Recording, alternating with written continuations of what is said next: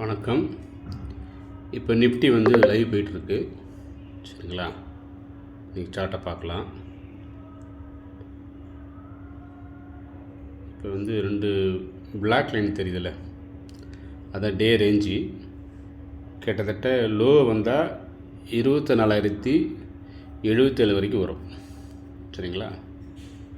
அதுலேருந்து திரும்பிடுச்சுன்னா திருப்பி 24,320 வரைக்கும் பொறுத்து வாய்ப்பு இருக்குது. இவ்வளோ தான் ரேஞ்ச் இன்றைக்கி வந்து. ஸோ டெஃபினட்டாக இன்னும் ஒரு 50 பாயிண்ட் கீழே இறங்கிட்டு தான் மேலே வரும். அதனால் இன்றைக்கி ரேஞ்சில் தான் சப்போர்ட் ரெசிஸ்டன்ஸ் பார்ப்போம் இந்த அளவு இருக்குன்னு.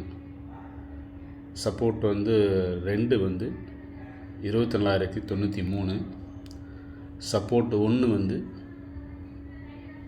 24,202. ஸோ இப்போ வந்து இந்த ரேஞ்செலாம் இருக்குது. இப்போ இது வந்து மேக்ஸிமம் வந்து 23,319 உடைச்சா தான் உங்களுக்கு வந்து ஹையில் போகும். அது வரைக்கும் கீழே தான் இருக்கும். இந்த டே ரேஞ்சுங்கிறப்ப உங்களுக்கு வந்து இந்த பிளாக் லைனுக்குள்ளே தான் நீங்கள் ட்ரேட் ஆகிட்ருக்கும். இப்போ லைவ் போகிறது வந்து 24,137ங்களா, இது மேக்ஸிமம் 237 புள்ளியாக தான் ட்ரேட் ஆகிட்ருக்கும். அதுக்கு மேலே போகாது. உடைச்சா தான் ட்ரெண்டு மாறும். அதுக்குள்ளே வந்து கன்சாலிடேட் மாதிரி போய்ட்டுருக்கும். சரிங்களா? இன்னும் ஒரு 50 பாயிண்ட் இறங்க தான் வாய்ப்பு இருக்குது. இறங்கிட்ட தான் மேலே போகும். அது இப்போ திருப்பி மினிட்ஸில் பார்க்கலாம். 5 மினிட்ஸில் பார்த்துட்டோன்னா இன்னும் கீழே போயிட்டே இருக்குது. மினிட்ஸில் பார்க்குறப்ப ரொம்ப கீழே போய்ட்டுருக்கு.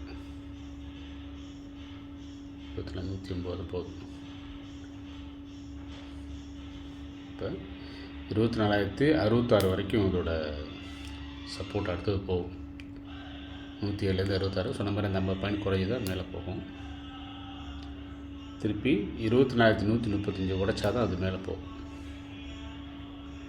அதுக்கப்புறம் இன்னொரு வியட் வந்து அந்த வீக்லியில் வந்து பார்த்திங்கன்னா 24,221 அதை உடைச்சா தான் மேலே போகும். இதுக்குள்ளே தான் நீங்கள் ட்ரேட் ஆகிட்டு இருக்கும். அதுக்கப்புறம் ரெசிஸ்டன்ஸ் 1 பார்த்தீங்கன்னா 24,288 அதை இண்டிகேட்டர் காட்டுது.